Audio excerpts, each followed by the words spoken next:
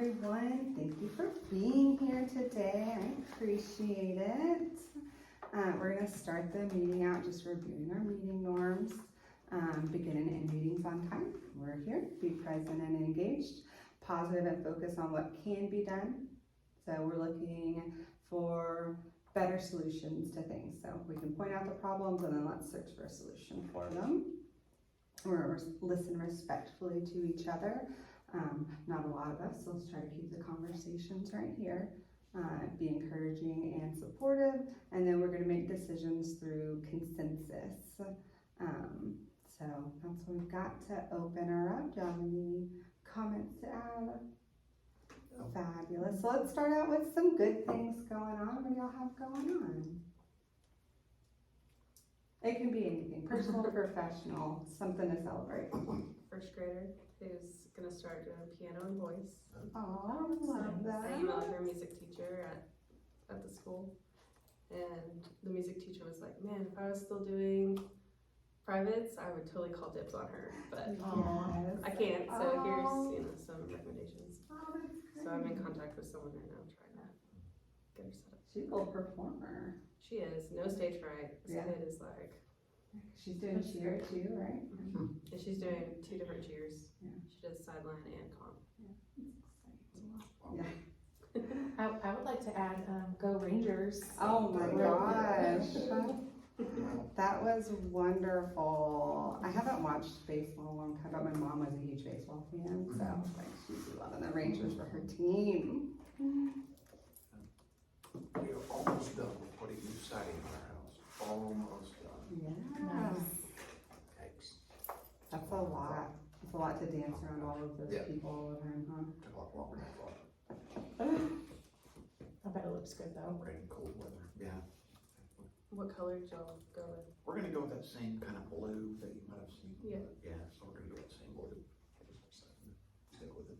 Love that. It's easy to say, we're the blue house. Of course. Looks good on the water, all good stuff. All right,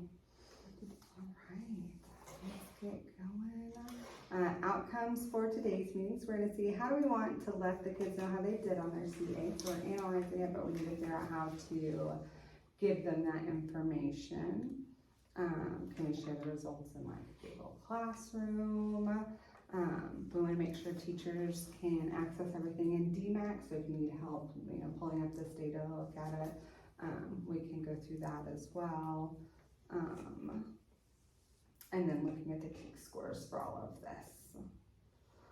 All right, so we've got printouts of just the kind of overall data, looking at general diagrams with their performance, kind of broken up into the pie charts of yes, no, just pass, fail. Looking pretty good that way, and then we've broken it down into masters, meets, approaches below as well in the next kind of star performance standards. You can see the percentages there. We've got 32% at masters, which is an increase, so that's looking pretty good. So between masters and meets, we're at over 50%. Approaches added in there, we're well over 80% there, so we're looking good. We just need to figure out how to kind of push those bubble kids up into that passing one. So we want to look at those kind of high frequency standards, the ones that are going to come up really regularly, and see what we can do to hit some of those. So I think we'll start off taking a few minutes to just kind of go through the TEAK scores, just kind of item analysis that we have, look and see kind of the frequency and percentages there, if there's some spots that we can kind of box some of these up. Maybe common mistakes, like the kind of next most common answer there. So. Any other questions? So we're going through, these are the questions here, kind of 1 through 5, as it goes page to page. And then it's giving us how many students answered each, with each answer choice. So like on number 1 here, the correct answer was A, and that was 35% of the students selected it, and then you can see like the percentages of answer choice selections there. And it does look a little different with the interactive answer choices that they've added in with the drag and drop lines, so those are a little trickier to analyze. We're still working through that.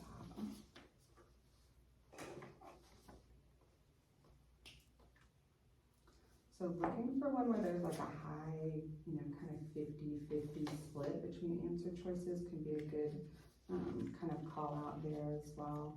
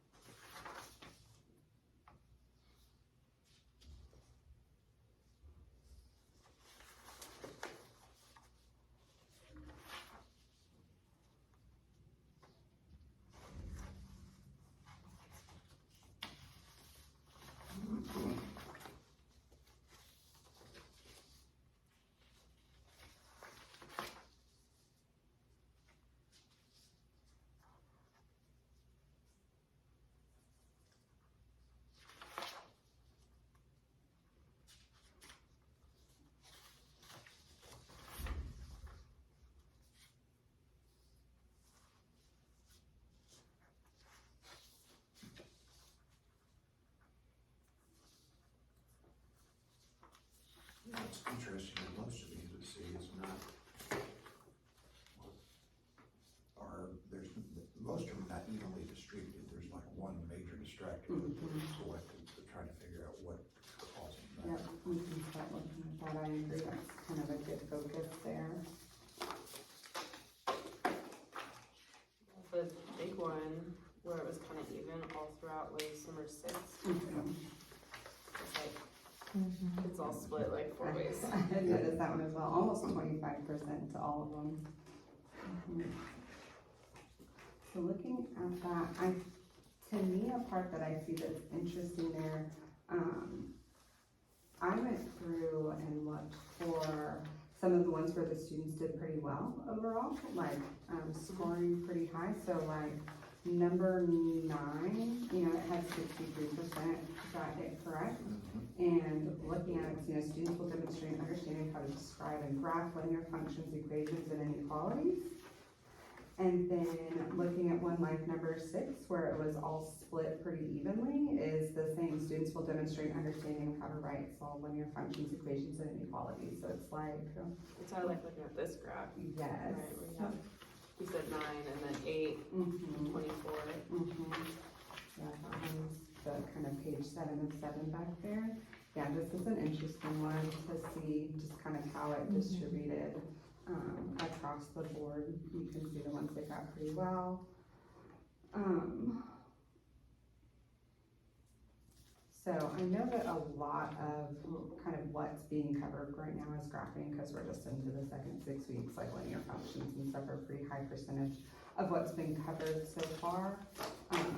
So I'll have kind of more precise data on overall performance across the whole TEKS as the school year goes on. So I think those will be valid questions to look at a little deeper. Kind of what is the miss there when it's so evenly distributed? There's another one like that, like question 19 was pretty evenly distributed. Kind of incorrect questions there. So.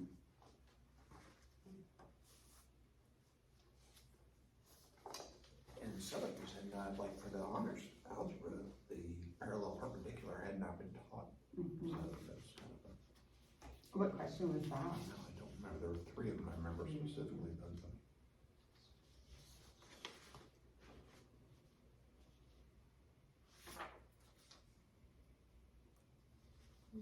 Number 6. that's all. It's like A to F. Right, the equation of line that contains a given point. So that was one, I can see that now.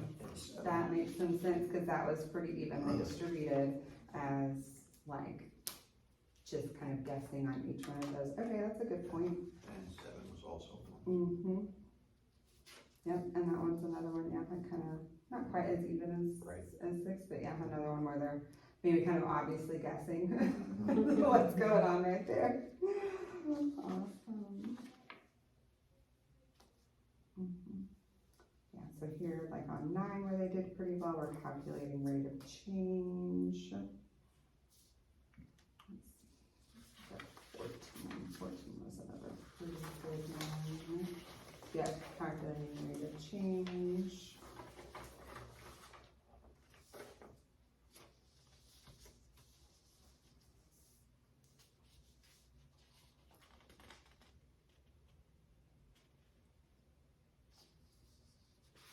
This graph is a lot easier to I read agree. than going through all this. I agree. The It's like, I points can really easily nice. pick out like, okay, 1, 2, you know, which ones are the exact Mhm. problems, you know.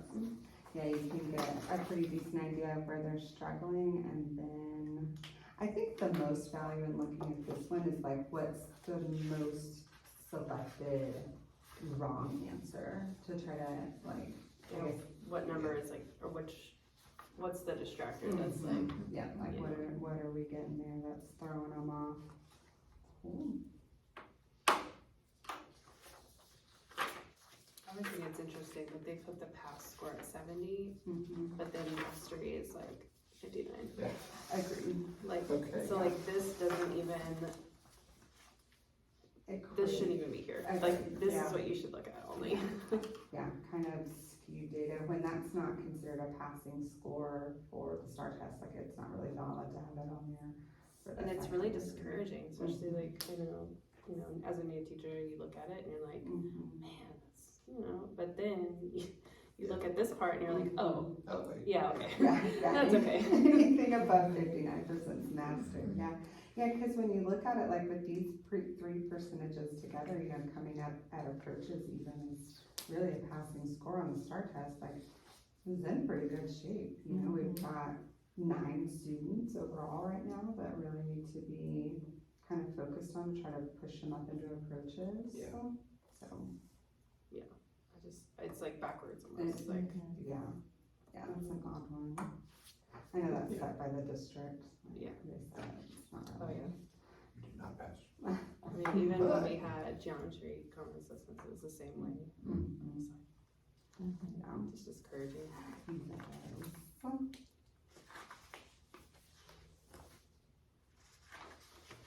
Looking at these, I was looking at the kind of second to last page, the first one, the reporting category performances.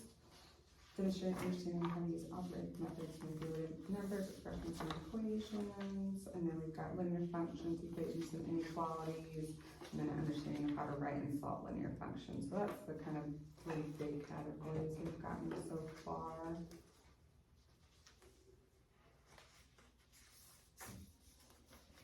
Questions? Any questions? We're on page level 27.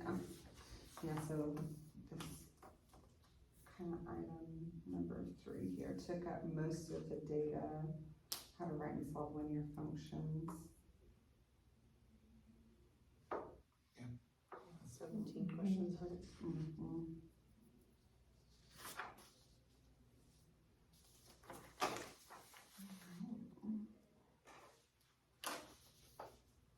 But then, so what was the, like, the number, the passing number, like Mhm. mastery?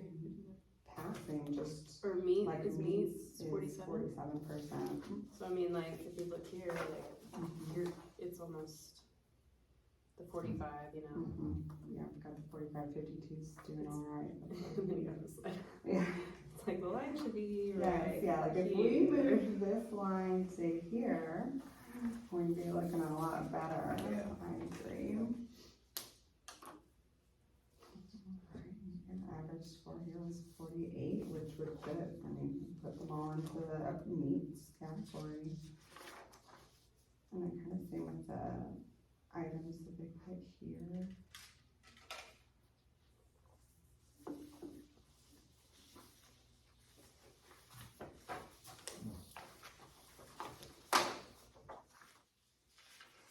So when I was looking at like the kind of next wrong answer thing,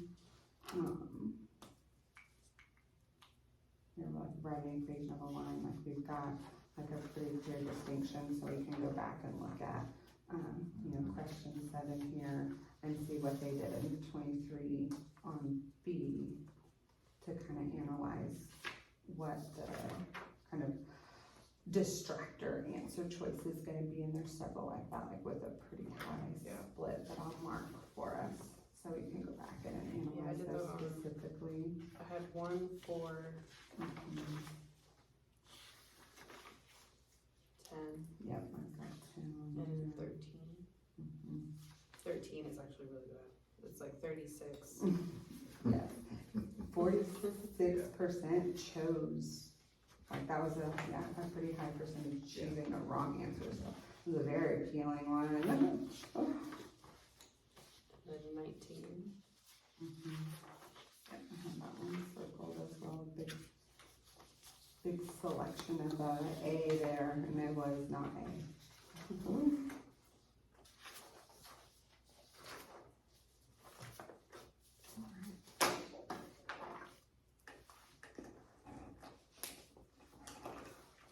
So we've got some analysis, just kind of looking at raw, not the questions, but the teaks that we've got going on here. So we're focused really on, those kind of main 3 categories of graphing, really, since we're so early in the school year as far as what's been covered. And so I think our next steps, so kind of what we're going to do next will be to look at the kind of most appealing, most selected wrong answers for those questions and see kind of maybe if there's some misconceptions that we can clean up there.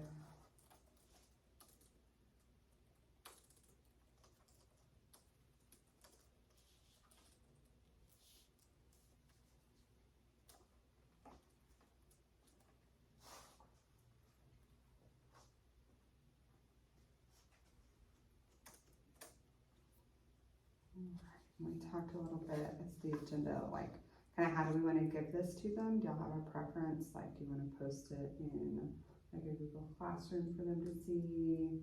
You want to just email the scores from DMAC? Like, how would y'all like to? To the students? Yeah.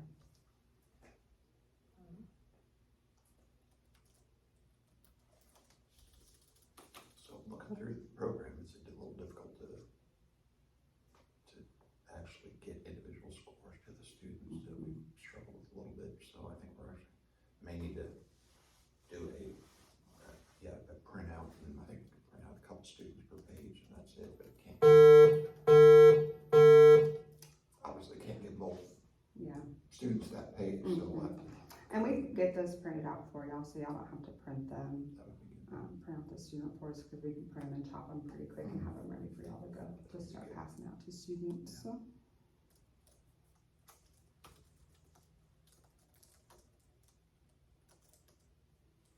What does it look like when you pass it out to students? Is it like just their raw score, or does it have like these are the questions specifically missed, or? So the one that we can print out that's got like kind of multiple per page has just kind of like raw scores and stuff on it. It doesn't have like, it's not gonna be like an item analysis like this. It'll give them kind of where they fall in this and like this pass fail, but then really like kind of where they fall in there as well. So if you wanna pull up a more detailed report on each student, you can, but it's gonna end up being, several pages per student. So it's a lot to print.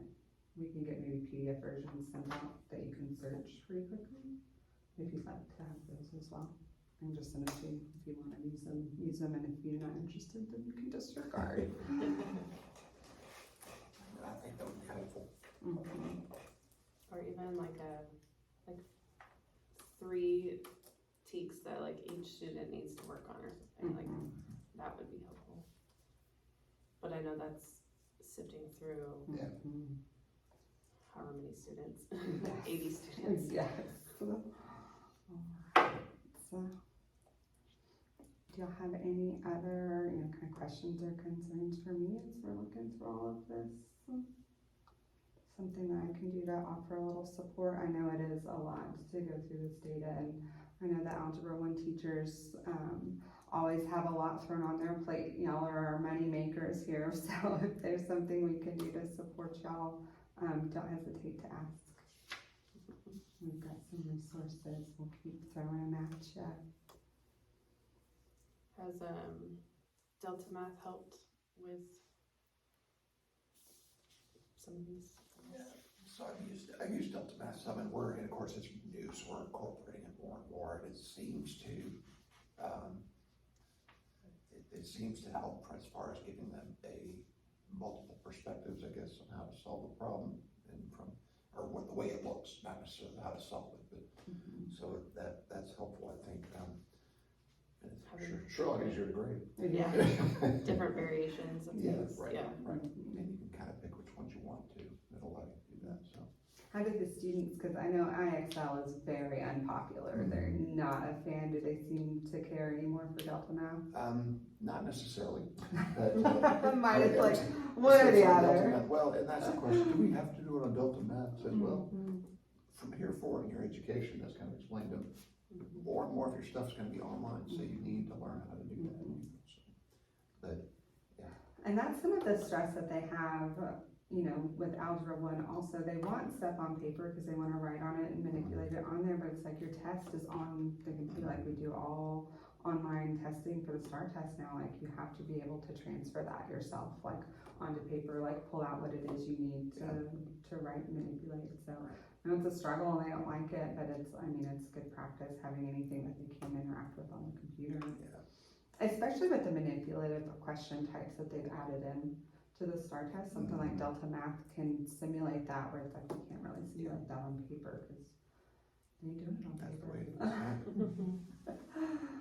Could we, on the individual score reports, could we go through Delta Math and assign those TEKs to specific students? That's a good idea. Maybe do something like that? So start targeting.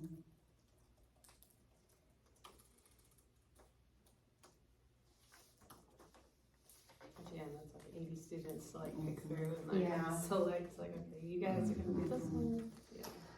And I think that that's where it will come in some, identifying some of the target students and like really hitting, because you've got 80 or 100 or however many you have for Algebra 1, and it is overwhelming to try to individualize stuff for every one of them. And not that we don't love and want to support all of them to the best of our abilities, but we'll pick somewhere to start. And if it's a handful of kids that you can identify that, you know, these couple of TEKs will benefit them, assign that out, you know, and kind of rotate it through and pick some different kids the next week and, you know, kind of individualize the assignments that way just to make it more manageable on all of us.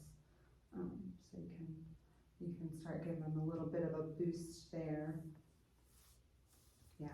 That is the nice part, like with Delta Math, and IXL could do it too, but where you can assign, you know, just to individual students at a time. So maybe pick a population that all struggled with this and assign all of those students that same TEK in Delta Math. Perfect.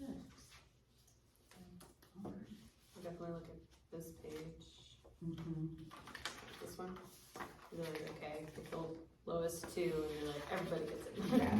Not even just like the specific people. Yes, like, that's okay. another good way to break it down, absolutely. Like, we all struggled, like, question 13 was a little rough, so maybe we all get a little bit of a boost. Yeah, just get to recycle those through on the assignments and the warm-ups or whatever, you know, so. There we go. Is there anything else we need to talk about? Well, I appreciate y'all being here, and again, if there's something that comes up as you're thinking about this, you've got some questions, you need some support, just let me know, we're here for y'all. Thank you. All right, thanks. Thanks.